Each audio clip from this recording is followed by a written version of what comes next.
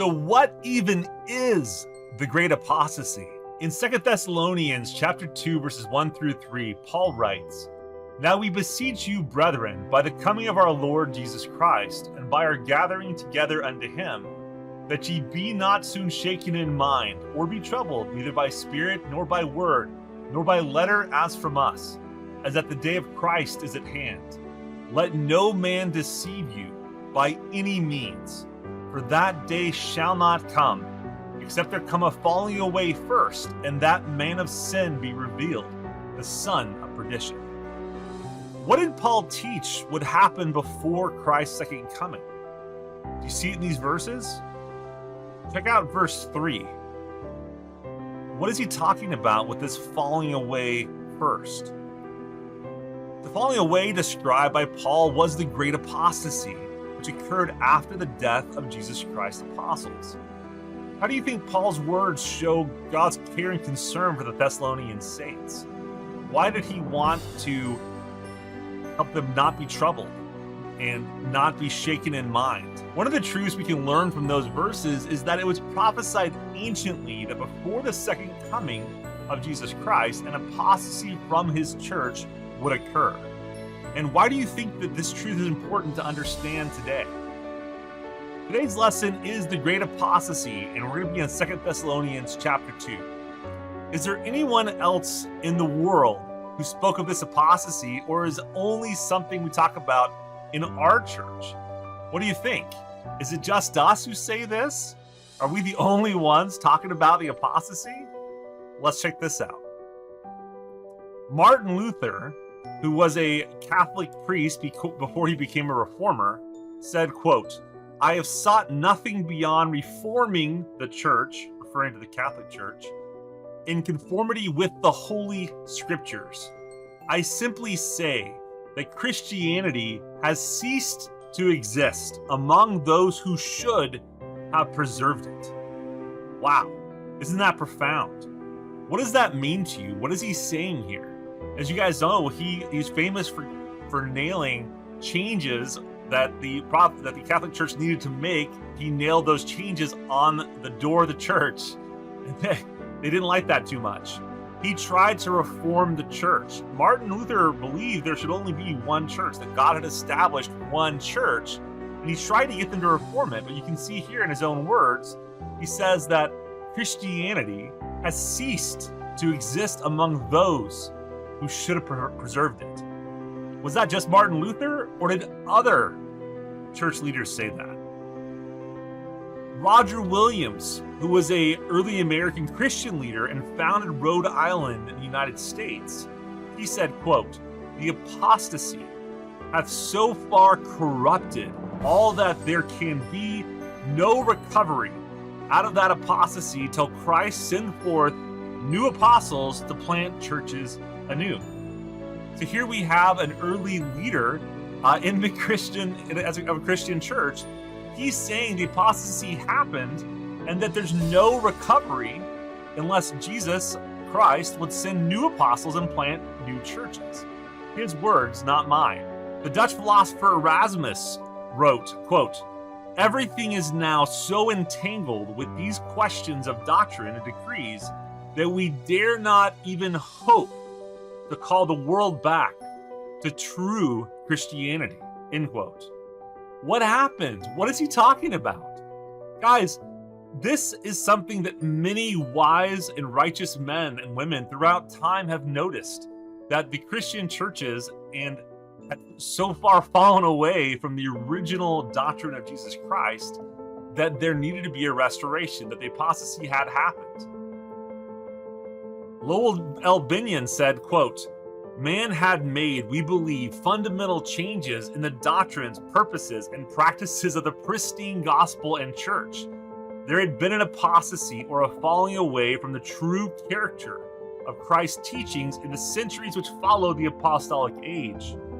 Can you think of any doctrines that are practiced in other churches that don't align or aren't found in the Bible? There are so many doctrines and practices that so many churches practice that aren't anywhere in the Bible or what Christ taught. Elder M. Russell Ballard said, quote, Our Heavenly Father's loves. Elder M. Russell Ballard said, quote, "Our Heavenly Father loves all of his children, and he wants them all to have the blessings of the gospel in their lives.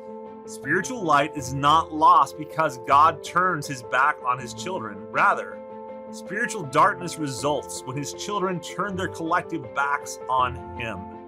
It is a natural consequence of bad choices made by individuals, communities, countries, and entire civilizations." What stands out to you in this statement? What is he saying here, and why is it important? What do you think?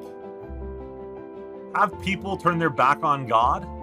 They turn their back on God anciently? What about today in our day?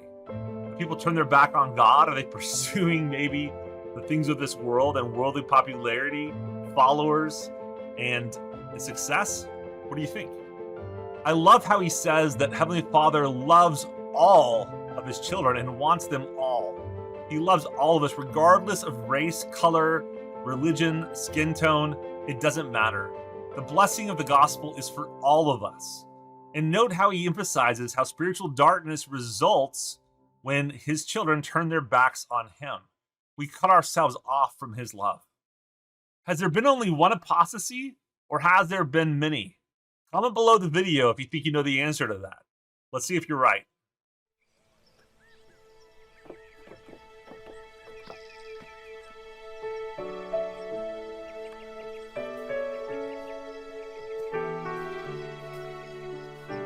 In every dispensation, gospel truths are revealed anew or dispensed. So the people of that period are not entirely dependent upon past dispensation for knowledge of Heavenly Father's plan. A gospel dispensation is a period of time in which the necessary priesthood authority, ordinances, and doctrinal knowledge are found on the earth to implement the Father's plan of salvation for his children. Gospel dispensations were established through Adam, Enoch, Noah, Abraham, Moses, Jesus Christ, Joseph Smith, and others. Essential to the establishment of a dispensation is an authorized servant of God, a dispensation head, who holds and exercises the authority and keys of the holy priesthood. The first servant on earth to whom God dispensed truth and authority was Adam. As a prophet, Adam then dispensed truth to his descendants. However, during Adam's lifetime and after his death, people rebelled and chose to live contrary to God's commandments. When people turn away from the truth of the gospel, it is called apostasy.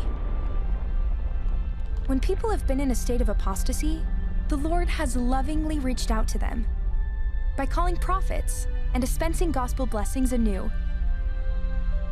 After this first period of apostasy, the Lord called Enoch as a prophet and instructed him to teach the people. Enoch's people succeeded in becoming pure in heart and were taken up to heaven. Sadly, many others who remained on earth continued in apostasy. During Noah's time, the people grew so violent and wicked that as an act of love, God cleansed the earth to ensure that new generations had a fair opportunity to follow him. This means children and families could be taught the gospel freely. But even with a fresh start, many of the people who came after Noah eventually fell into apostasy and chose to live without the living water of Jesus Christ in their lives. Because of Heavenly Father's love for his children, he revealed, or dispensed, truth again to Abraham, Isaac, Jacob, and the 12 tribes of Israel. Eventually, the Israelites turned from God. During this time, they were enslaved in Egypt.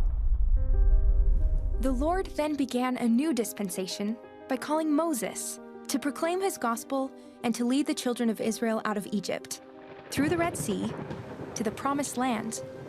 In spite of all the Lord had done for them, many of the Israelites rejected Moses and the prophets who came after him, as well as the truths they taught. As a result, people fell into apostasy and lived without the gospel blessings they could have otherwise enjoyed. Again, many in the world thirsted for living water from God.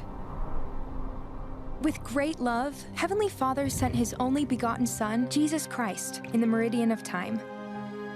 The Savior organized His church and gave authority to His apostles to spread His gospel. He performed a perfect atonement for all mankind. After the death of Christ, and then the death of His apostles, priesthood authority and many gospel truths were lost, resulting in a spiritual drought so severe that it's called the Great Apostasy. Some refer to this period as the Dark Ages. To end this long drought, Heavenly Father and Jesus Christ appeared in answer to the prayer of a 14-year-old boy, Joseph Smith, to open this great and last dispensation. Angelic messengers restored priesthood authority and keys. The Book of Mormon was brought forth as an additional witness of Jesus Christ, and as evidence that God was again dispensing His living water to His children on earth. As the Apostle Paul declared, in the dispensation of the fullness of times, God will gather together in one all things in Christ, both which are in heaven and which are on earth, even in Him. Brothers and sisters, we live in a truly distinctive dispensation. The dispensation of the fullness of times is distinct or unique because it will not end in apostasy. In our time, God has or will restore all that has been revealed in previous times. We live in a day of continual revelation, a day of gathering, and a day of preparation for the second coming of the Lord Jesus Christ. God has reserved spirits for this dispensation who have the courage and determination to face the world and all the powers of the evil one. He has sent these spirits in this generation to lay the foundation of Zion, never more to be overthrown, and to raise up a seed that will be righteous and that will honor God and honor Him supremely and be obedient to Him under all circumstances. What a privilege it is for us to hear God's word through living prophets. Instead of experiencing drought, we can drink deeply from the fountain of truth. And by sharing it with others, we can help spread truth throughout the world. Try to imagine the impact we can have as hundreds of thousands and millions of members of the Lord's restored church contribute in seemingly small ways to the rising floodwaters.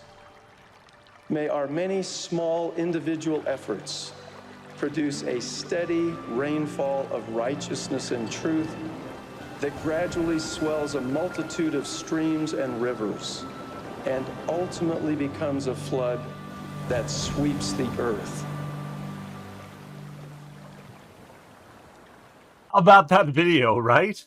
Isn't that amazing to see how throughout history, God has followed the same pattern of sending apostles and prophets to the earth to teach of Him and to show people His way, but eventually, generally a few generations away, they would forget God and fall back into apostasy. And so God continually tries to reach out to His children and to love them and lead them through His appointed prophets and apostles. And we are so blessed to live not in the dark ages, but in an age of restoration, in an age of light, when God has restored His priesthood, His temples, the fullness of His gospel on the earth in these our day, so that we can receive all those blessings and help prepare the world for Jesus to come again. Isn't that awesome? This is our day. If you're watching this, congratulations. You are part of this amazing time, and you have a mission and a part to play. So why do you think God reveals truth anew or fresh in every gospel dispensation or period? Why do you think He has to restart? And why does He choose to start again? Why are prophets essential to each dispensation? Why do you think God calls prophets among those people in that age, in addition to the historical records we have from prophets in the past? Who was the first prophet on the earth? If you said Adam, you are correct. And what is it called when people willfully turn away from the truths of the gospel? Well, we know that that's what we call the apostasy or apostatizing from the gospel. When was the Great Apostasy and how did it end? If you're watching the video, you might have noticed the Great Apostasy was after Jesus Christ and his apostles. When Jesus Christ was crucified and resurrected, and then his 12 apostles came on the earth, and they all taught the gospel until they were all killed off by the Romans and by other people at the time. And then the 12 apostles were lost from the earth, and God's leadership and God's church was no longer on the earth. What is our role in this, the last dispensation? President Russell M. Nelson said, quote, "Our living God is a loving God. He wants his children to know him and Jesus Christ in whom he has sent." President Russell M. Nelson said, quote, "Our living God is a loving God. He wants his children to know him and Jesus Christ whom he has sent. And he wants his children to gain immortality and eternal life. For this glorious purpose, our missionaries teach of the restoration. They know that some 2,000 years ago, the Lord established his church. After his crucifixion and the death of his apostles, men changed the church and its doctrine. Then, after generations of spiritual darkness, and as predicted by previous prophets, Heavenly Father and Jesus Christ restored the church, its doctrine, and its priesthood authority. Because of that restoration, knowledge and essential ordinances for salvation and exaltation are again available to all people. Ultimately, that exaltation allows each of us to dwell with our families in the presence of God and Jesus Christ forever." End quote. Isn't that just amazing? That God has restored all of those truths and doctrines so that we can be with our families forever. I love this gospel. Let's go ahead and pause the video if you want, and I invite you to study 1 Nephi 13:24-28, Amos 8:11-12, and then Acts 20:29-30. Pause the video and go through these and study for yourself about the apostasy and restoration.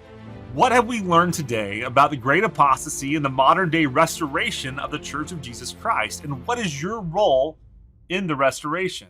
What do you think? My dear extraordinary youth, you were sent to earth at this precise time, the most crucial time in the history of the world, to help gather Israel.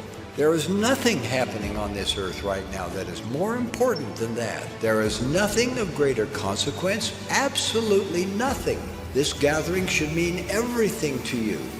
This is the mission for which you were sent to earth. So my question to you is, are you willing to enlist in the youth battalion of the Lord to help gather Israel? Are you ready? Are you willing to enlist in the greatest purpose and mission in history, to gather Israel and to gather God's children back to him? That's why we're here. That's what President Nelson just said, right? This is the time to gather Israel, and through technology like YouTube and social media, we have the opportunity to share the gospel more easily and more efficiently than ever before. Who can you reach? Who can you help? And how will helping them bless you in your life? I want to extend an invitation to you today, is to accept President Nelson's invitation and fulfill your mission to gather Israel.